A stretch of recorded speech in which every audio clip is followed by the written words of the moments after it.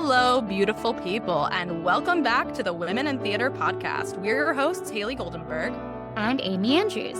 Grab a cozy beverage and join us as we talk to women and gender-expansive folks about their experiences at the intersection of womanhood and theater. On the pod, we cultivate open conversations across identities and professional roles. We look for opportunities to support one another in growing our careers. And we pool our collective wisdom to build the equitable theatrical spaces of the future. Hey girl, hey!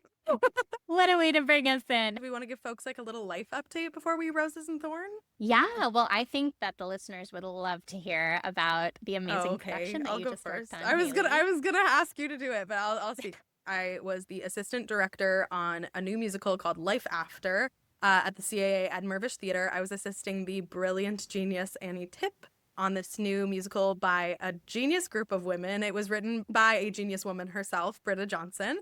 Book, music, and lyrics. And then Anne Yee is the choreographer, who is also brilliant, and I have always looked up to her. And Lynn Schenkel, a former Women in Theater interviewee, was the music supervisor. So just like a team of badass women.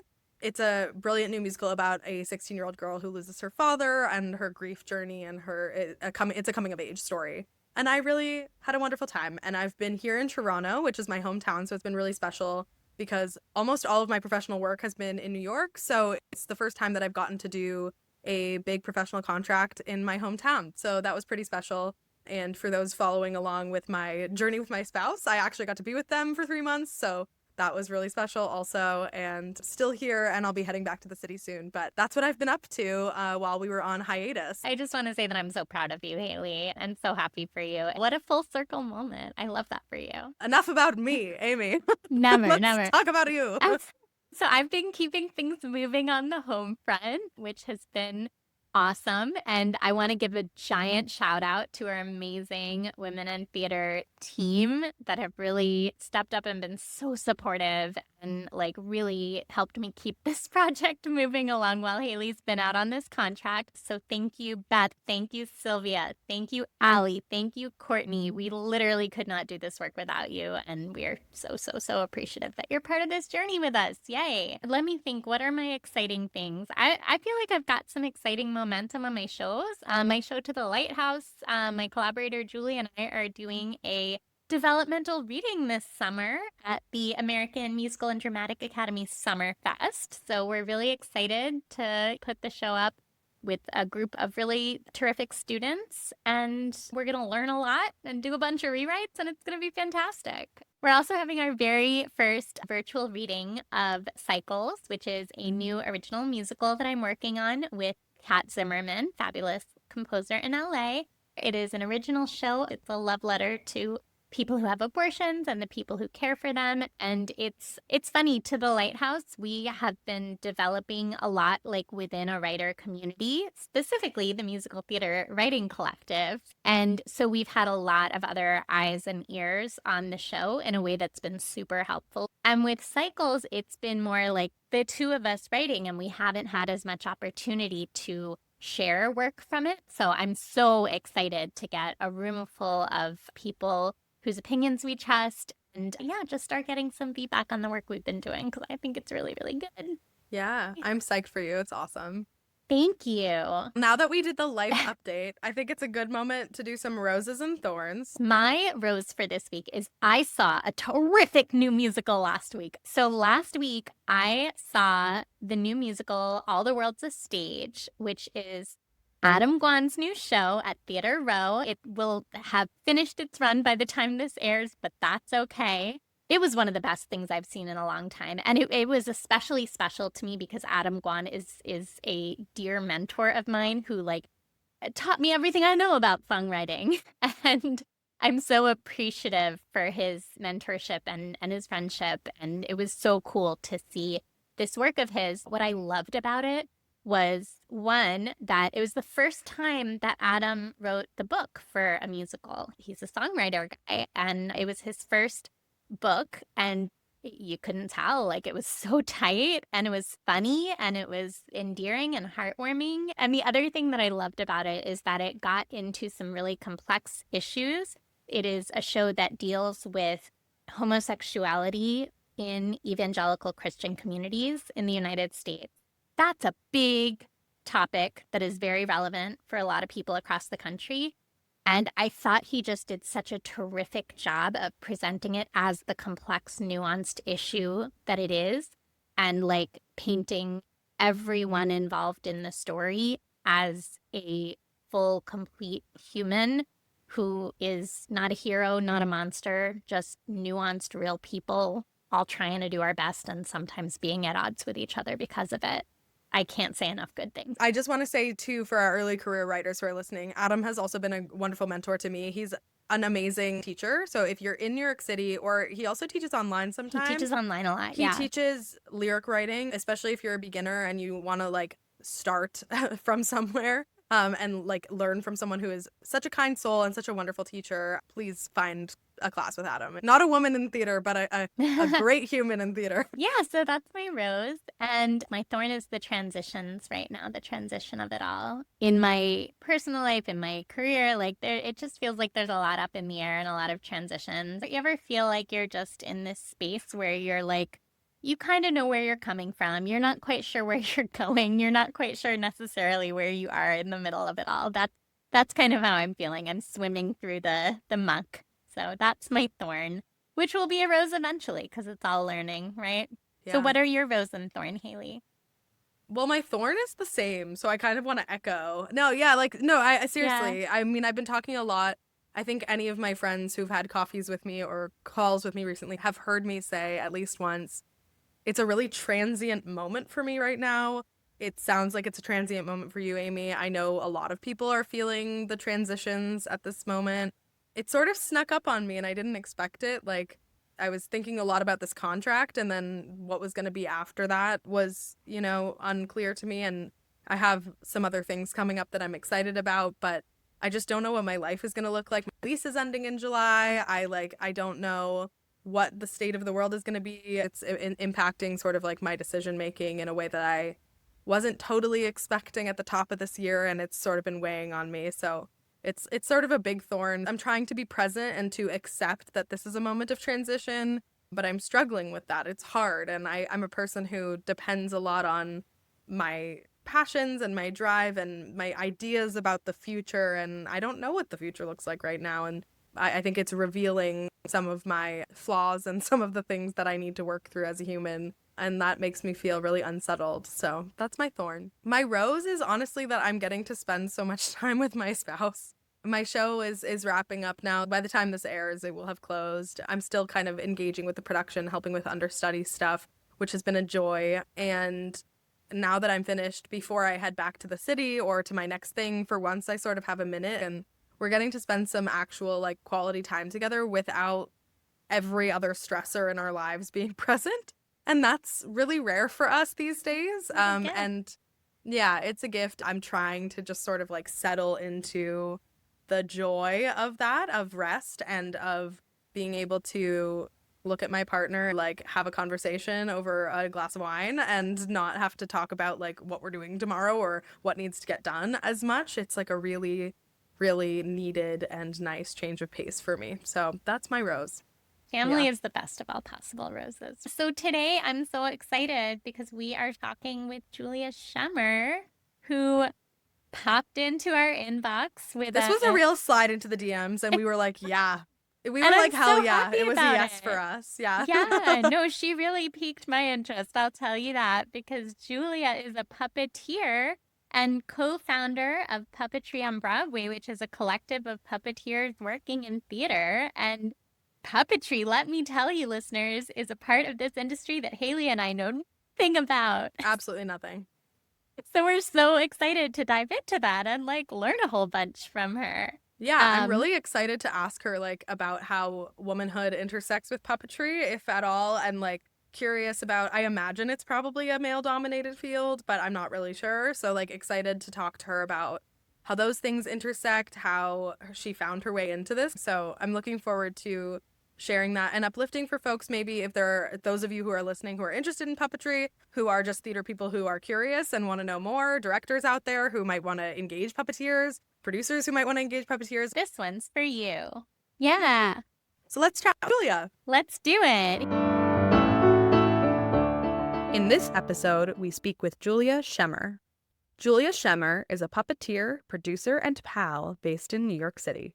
She's the founder of Puppetry on Broadway, a collective of puppeteers, fabricators, and designers working on, off, and around Broadway. Select production credits include, for Broadway, A Beautiful Noise, Back to the Future, Lempicka, MJ, and Harry Potter and the Cursed Child. TV credits include American Idol, The Tonight Show, Late Night with Seth Meyers, Saturday Night Live, and the Macy's Thanksgiving Day Parade. Julia holds a BA from Wilmington University in Communications and Marketing. Hello, hello, beautiful people. Hello, Julia, and welcome to Women in Theater. Thank you so much for having me. I'm so happy to be here. Yay, we're happy to have you here. Could you please start us off by sharing your pronouns and telling us a little about what you do in theater? Yeah, absolutely. So my pronouns are she, her, and I'm one of the co-founders and producers of a group called Puppetry on Broadway. We're a collective of puppeteers and fabricators and designers who work on, off, and around Broadway. Amazing, Julia. That's so cool. Can you tell us a little bit about what's inspiring you and lighting you up right now? Oh, that is a great question. I feel like right now, being in New York and working in theater is such an exciting time. Like, the Tony nominations just came out, there's new shows opening. It's been such an energizing time, and I've been really trying to be intentional with taking time to see shows. I just saw Dead Outlaw, and I haven't stopped thinking about that. So it's really just a beautiful time for like creative work being produced on Broadway, but also off Broadway. And some of our like community theaters are producing really experimental, exciting work that has just been like really filling my cup lately. I love that. That's fantastic. So we're going to do our fun little flash round of questions. So these are speak, don't think, first thing that pops into your mind. So, Julia, if you were an animal, what animal would you be? I think I'd be a sloth because they're adorable and also they're kind of like, take it slow, they're here for the vibe. Like, that's the first thing that comes to my mind. And they're like, who doesn't love a sloth? Okay, love it. Julia, what's your weirdest hobby? Oh, I feel like puppetry kind of goes along with that. When I had to explain to my parents that I wanted to pursue puppetry, it was a very interesting conversation of, that's what you want to do? But yes, it wasn't so supportive. And I feel like puppetry has been this weird, wonderful art form that I somehow found myself in, and I love it. Hey, Awesome. I love that your weirdest hobby is also your career. That's fabulous. Yeah, exactly. Is there a quote or a mantra that's speaking to you right now?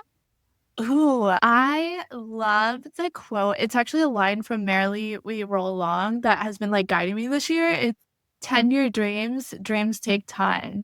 I literally have it written on my laptop right now, like a little sticky note on my laptop. It's so good. What is your favorite play or musical, Julia? My favorite musical is Godspell. My dad did like the lighting for my church every year, and we do that show. And so it just has a really special place in my heart. Nice. Oh, that's so nice. They do Godspell every year. So cute. Yeah. I love that. They no longer do, but growing up, they would do that production every Easter, which is really I sweet. love that. That's so Yeah. cool. That's so Yeah. fun and silly. I love it. Yeah, cool church. Yeah. I love this intersection of church and theater. It's beautiful. Julia, what is your song of the moment? What are you listening to right now? I'm really into Chapel Roan and her new song, The Giver. Oh, so good.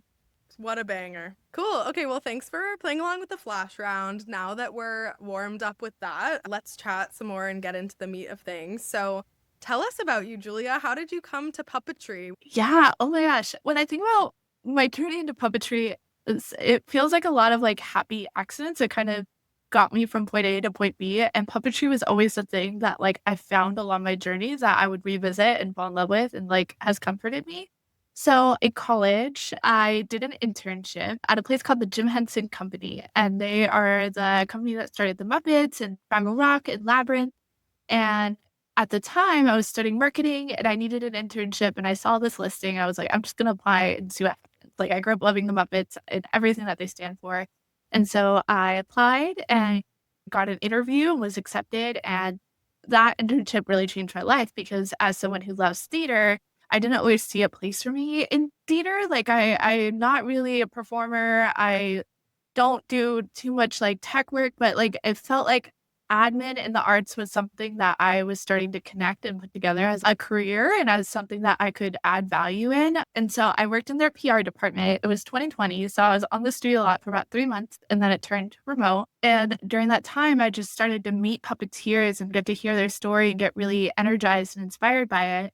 And flash forward a year later, I moved to New York and started immersing myself in Broadway. And at that time, Life of Pi was opening on Broadway, and started kind of reconnecting that love of puppetry. It feels like puppetry is the thing that has kind of met me at every stage of my journey. And I'm super grateful for that. How did Puppetry on Broadway, your company, come to be? Like, tell us the origin story. So, like all my favorite things, it was a project started by all my friends. At the time, Life of Pi was opening on Broadway. We had some friends who were in the show, and we really wanted to support it. So we're like, what if we just buy a bunch of corporate tickets and invite everyone we know to see the show, and then we'll talk about the puppets after? And it was just kind of like a really organic idea of like, we're going to try this and we're going to see if people show up and we're going to build off of it.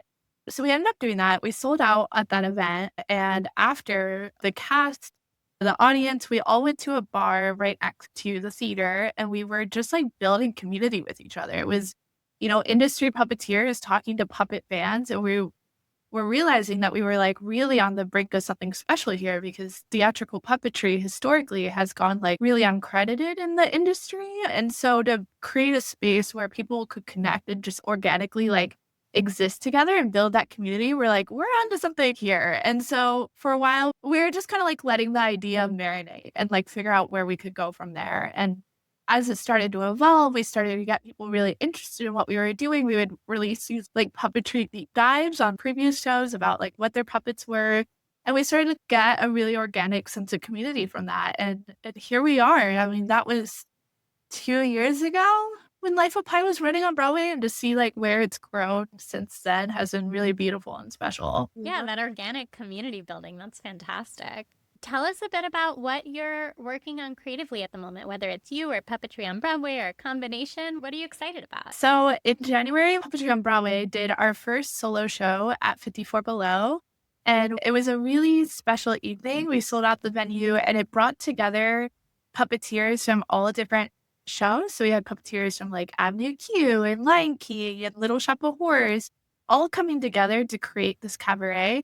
And it felt like if Broadway had created a puppet slam. That's what our show felt like. Puppet slams are these events in our community where puppeteers will get together, and it's almost like a talent show for puppetry. It's really fun. And we come up with these like little bits or little acts, and we perform them and workshop them. And they're usually over at like puppet conferences. We have like different puppet festivals around the country where we work on puppet slams. And so to bring that idea to Broadway was really special, because that's where a lot of us started. I mean, Frank Oz and Jim Henson met working at a puppet festival together. So like it's a sacred space for puppetry. And so to bring that idea into a Broadway context was really exciting, and such a beautiful night of unity.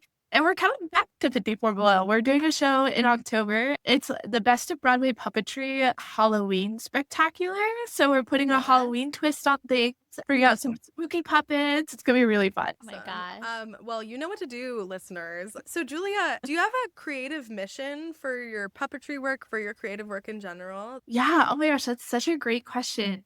Puppetry on Broadway's mission is to keep the art form of theatrical puppetry visible and vibrant. And so what that looks like is that we're trying to spotlight things that have not historically been spotlighted by shows. So we just released like a 10-page analysis on the puppetry of Death Becomes Her, because that's like what keeps knowledge held between our communities. So we don't really have puppetry cast albums. We don't have puppetry cast recordings, but talking about the puppetry in a show and how it's done and who makes this, that's like our industry's cast album almost. That's how we transfer information. And so we're doing a lot of that, crediting puppeteers and designers and fabricators to make sure that they get the love and appreciation that we want to see, but also transferring knowledge. So figuring out what can like the downtown arts community learn from the Broadway community, but what can the Broadway community learn from the downtown arts community? And what does that transfer look like? Also, we do a lot of work between from Broadway show to Broadway show. So we're finding that Broadway shows will often hire incredibly talented Broadway singers and dancers and expect them to become Broadway puppeteers almost overnight, which historically has been done, but without the support of like a puppet captain or a puppet director to help ease them into that role. And so we're trying to do a lot of advocacy work surrounding that and showing the benefits of a puppet director and bringing in those training and resources. So right now, what we're doing is kind of like a multi-prong approach. We're both trying to like find materials that service puppet fans and that educate people that there's puppetry in the show and you should go see that show. But we're also trying to support Broadway puppeteers and make sure that they feel supported going into their 8 performance week and making sure that they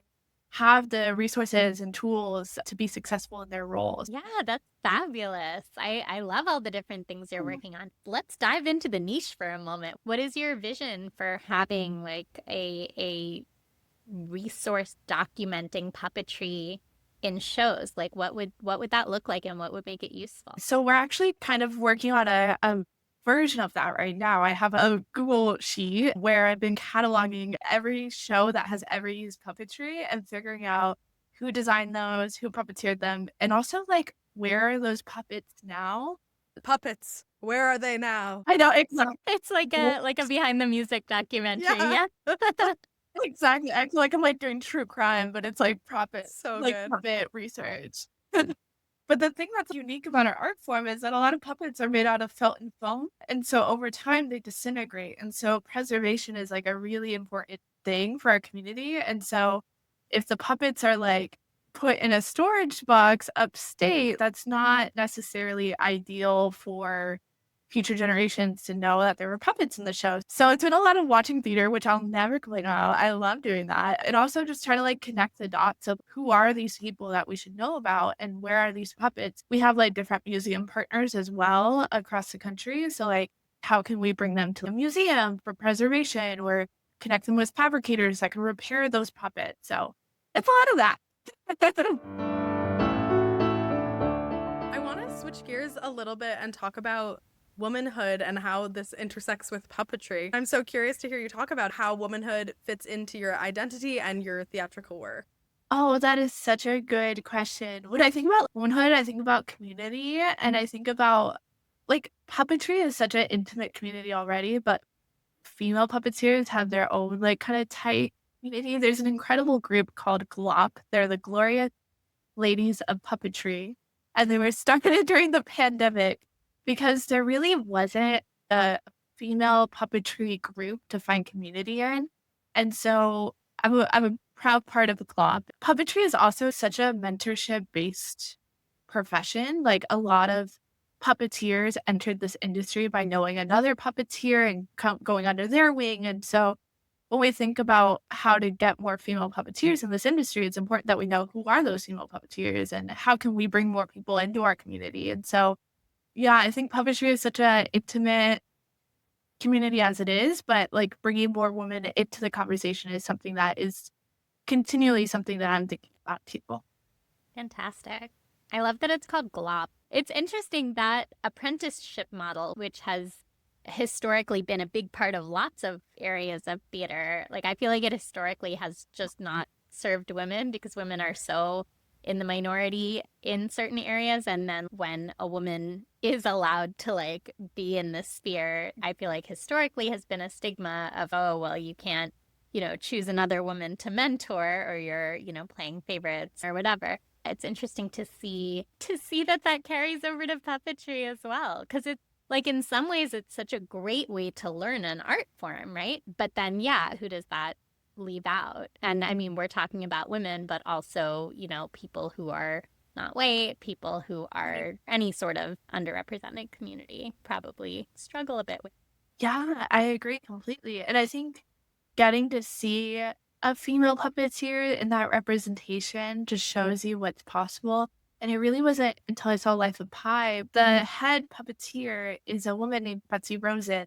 And it was my first time seeing a female puppeteer on stage. It took until 2023 for me to see like a female puppeteer taking on this massive puppet and this complex puppetry. It's just really special to see that on stage. And I walked away from that show feeling so inspired. And then a couple months later, I met a woman named Lynn Hippen, who in Little Shop's original production at the Orpheum Theater was the Audrey 2 puppeteer.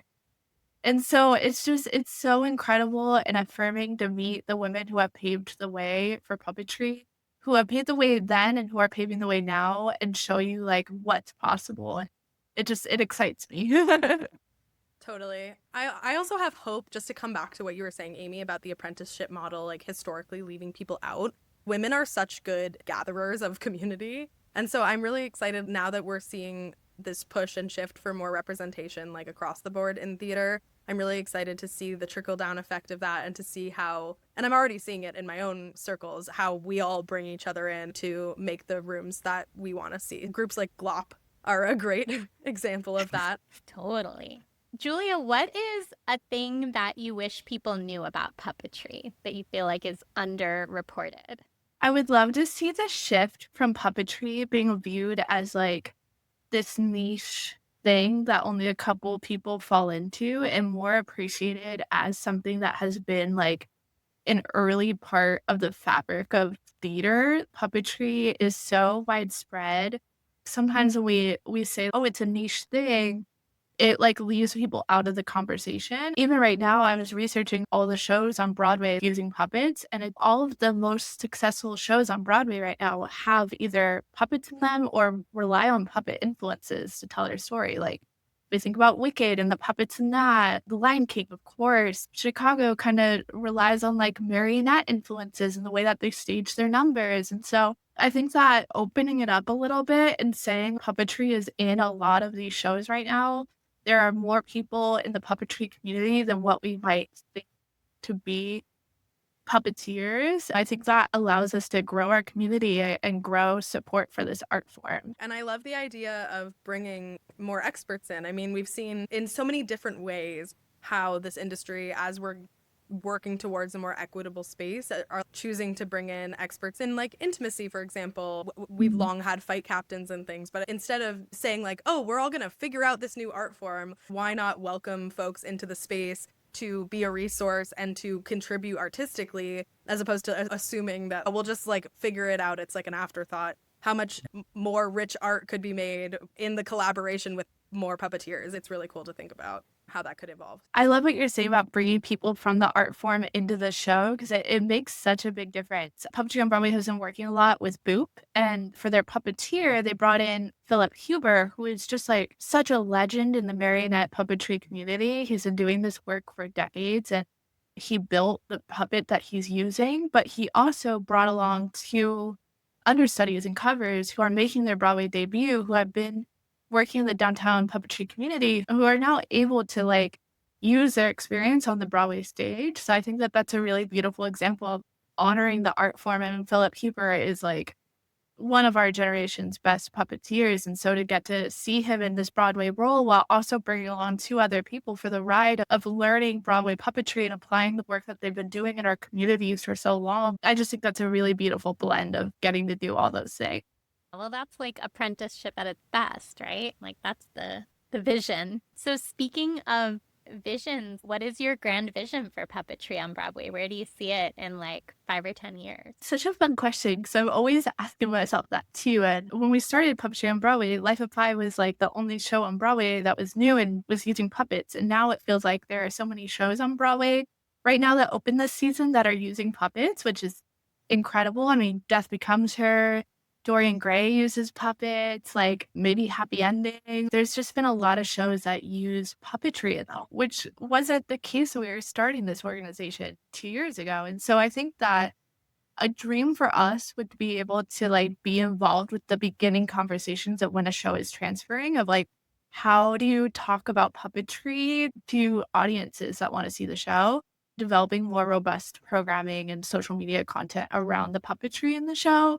We love seeing it just like at the forefront of a show's marketing. If it plays an important role in the story, we want it to be highlighted. And so getting to dissect how to talk about puppetry to audiences from puppeteers who kind of speak that language. So we'd love to be able to do more of that, of getting in those conversations early on instead of when a show is open and we're trying to catch up and figure out the best way to go about things. Julia, if you could make one change to the theater industry, what would it be? Oh man, there's so many different things.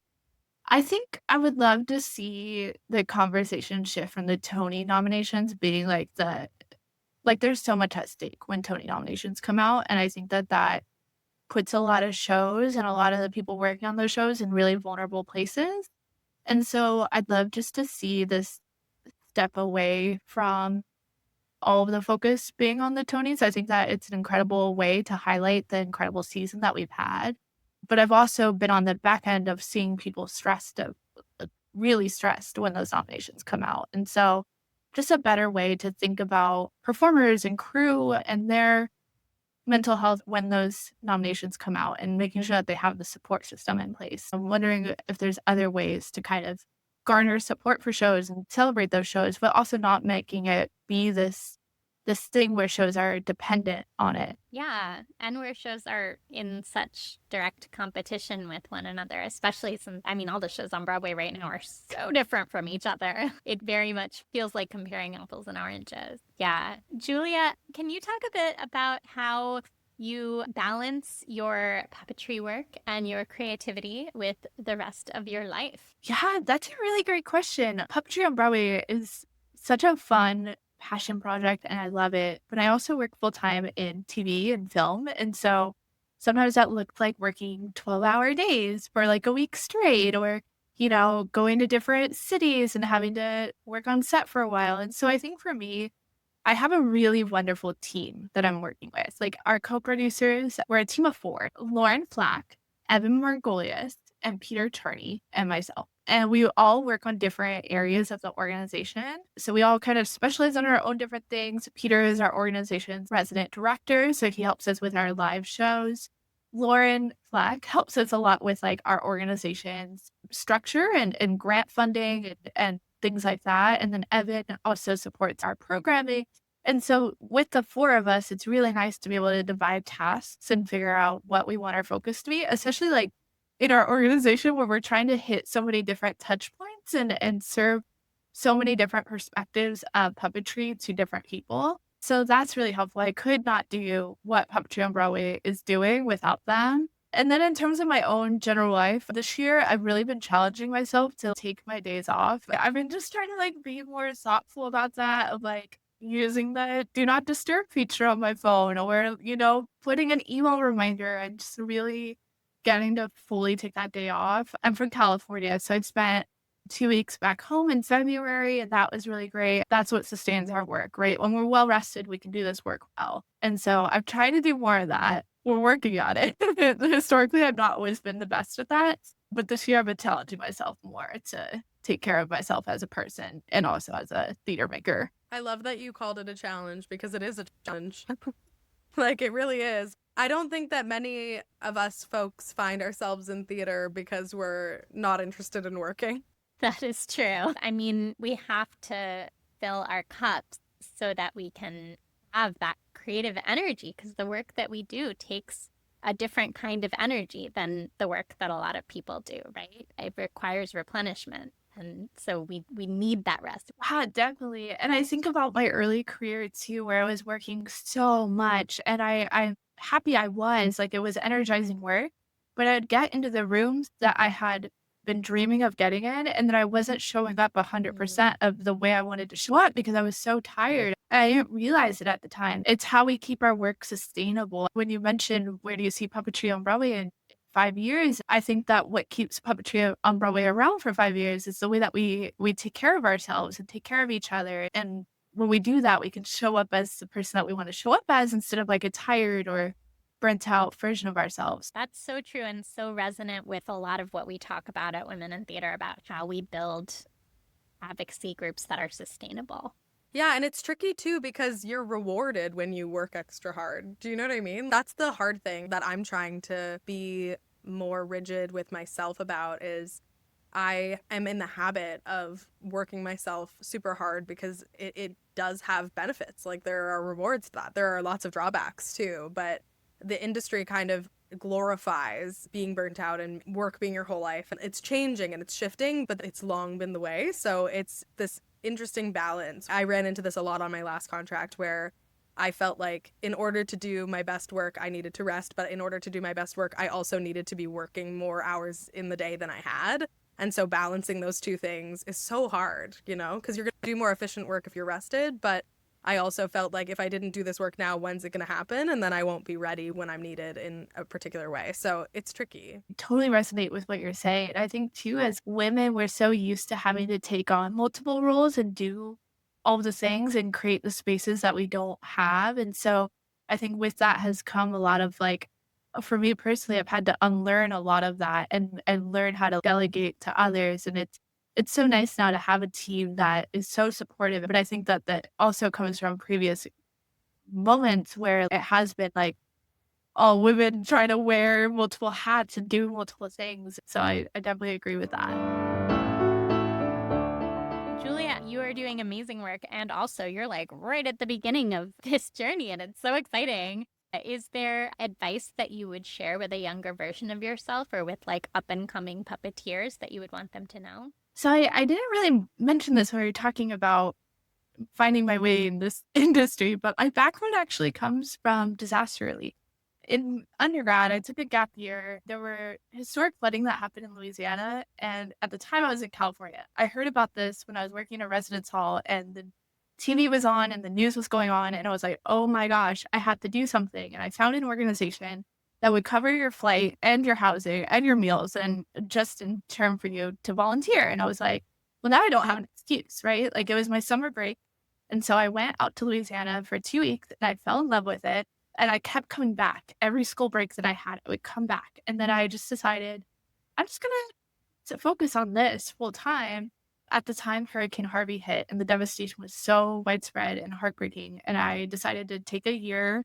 1 year turned into a couple years. And I ended up spending time doing disaster relief in Louisiana, Texas, Puerto Rico, helping rebuild homes. And we actually got to work on rebuilding a performing arts school. And it was like such a beautiful experience. And it changed my life forever.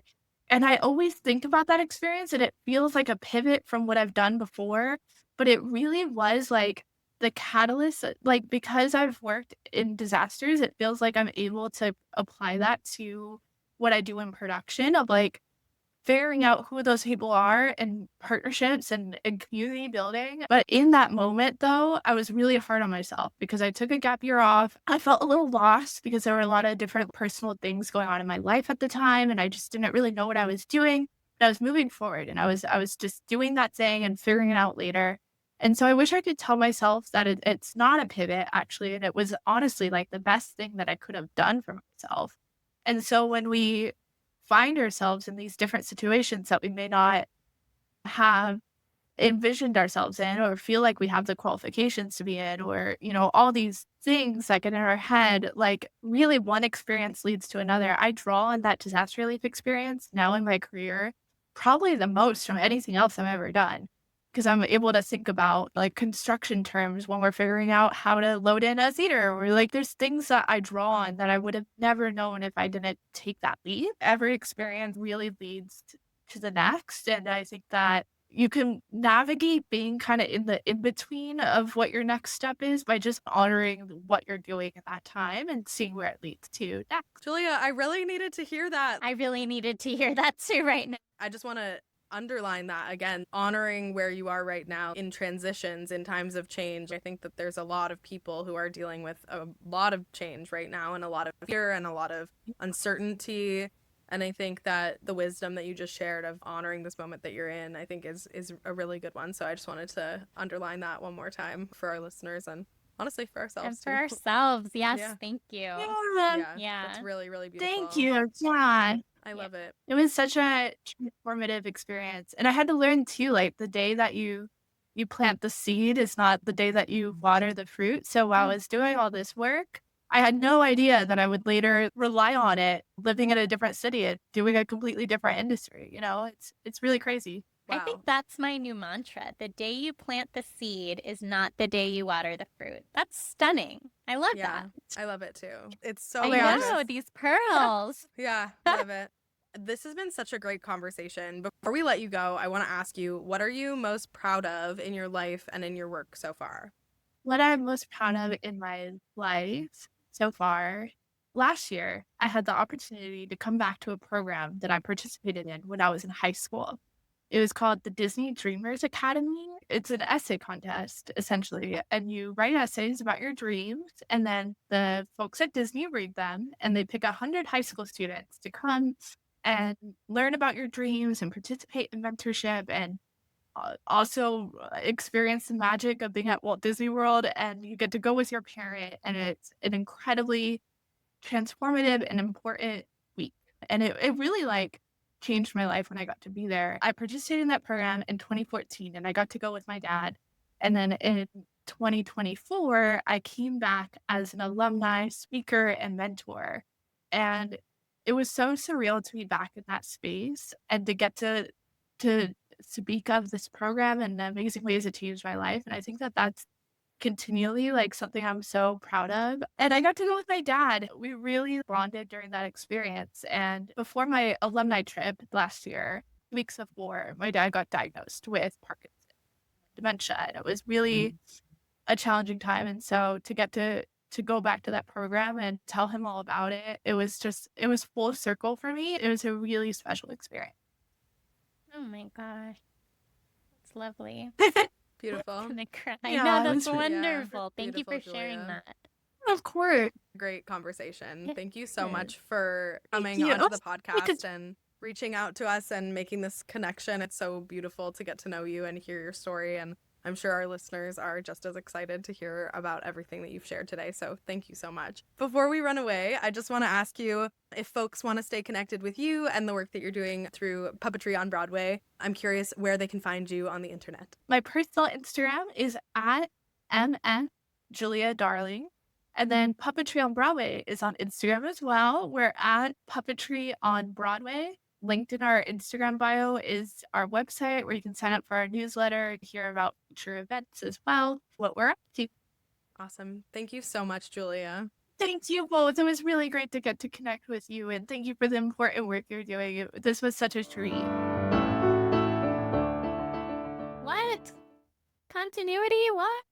So, full disclosure, listeners, we did not have a moment to record a post-interview segment on the day that we chatted with Julia, but we're here now. I'm so excited that you all got to hear from Julia Schemmer. This interview was such a delight. I feel like my big takeaway is about the day that you plant the seed is not the day that you water the fruit. Yeah. Was the I big love takeaway that. for me. I really needed to hear that. Just that reminder that things take time to grow and that you don't have to take on everything in one day or one moment, that like it's a lifetime of work.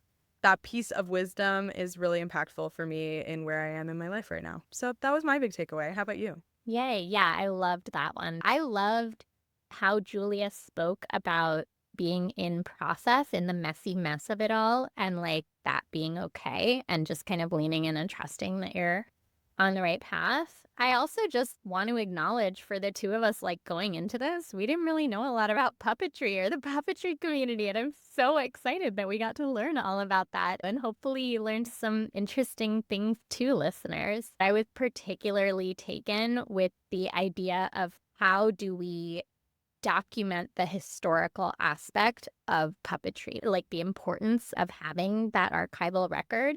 And then the logistics of having that when you're talking about puppets. I found that so interesting and something I'd never thought of before. So that was really exciting for me to dive into that with Julia. I think also like that authentic community building, there was so much good stuff in here, and boundary setting and not knowing where your path is leading, but that you can use pieces of like your other passions and past lives. I know that that's true for you, Amy, with the work that you're doing with your abortion piece.